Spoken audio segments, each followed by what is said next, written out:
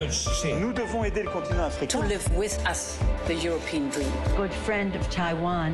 Europe 1, bonjour. 6h54, votre revue de presse internationale. Nous allons d'abord en Turquie ce matin. Bonjour Jeanne Joulot. Bonjour. Vous êtes à Istanbul pour Europe 1. Alors de quoi parlent les journaux turcs? De la douzaine d'entreprises turques sanctionnées par le Trésor américain pour soupçon de financement du Hamas.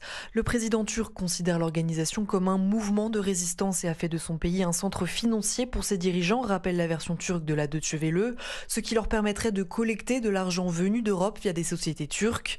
Washington s'est dit profondément préoccupé par ces activités, écrit Économie, et a appelé la Turquie à sévir contre d'éventuels transferts de fonds. Parmi les entreprises sanctionnées, Trengio, une société de placement immobilier, a nié ces accusations dans Euronews, assurant que chaque centime dépensé était régulièrement audité. Selon Bloomberg, le Trésor américain a également sanctionné des entreprises turques qui exportent des produits permettant à la Russie de poursuivre sa guerre en Ukraine.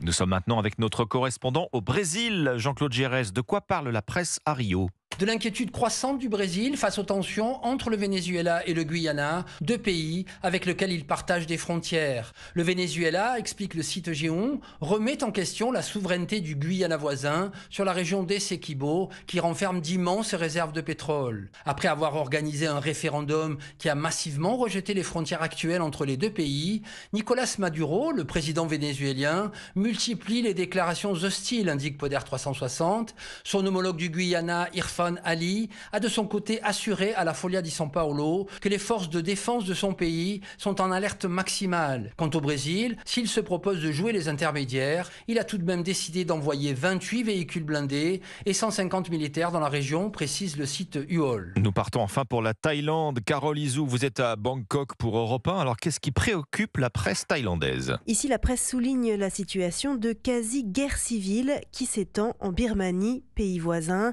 La junte militaire birmane doit faire face à plusieurs fronts coordonnés d'armées ethniques, au nord-ouest à la frontière indienne, au nord-est à la frontière chinoise et à l'est à la frontière thaïlandaise. Des centaines de citoyens thaïlandais sont pris dans les violences et une soixantaine ont été enlevés et forcés à travailler dans des centres d'appel, dans des zones proches des combats. Certains journaux comme le Thai Post se demandent pourquoi, alors que des efforts considérables ont été déployés pour libérer 23 otages de la bande de Gaza, rapatriés la semaine dernière.